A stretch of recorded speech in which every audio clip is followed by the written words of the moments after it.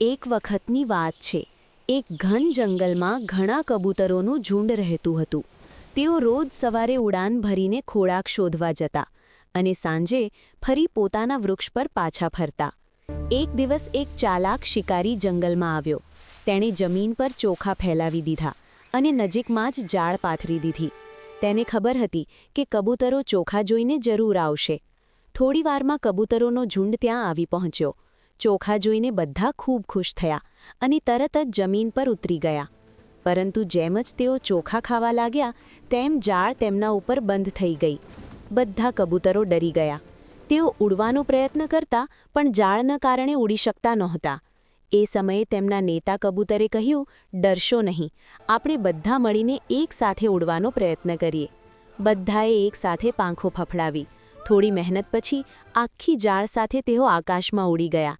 શિકારી તેમને જોઈને દંગ રહી ગયો અને તેમની પાછળ દોડવા લાગ્યો.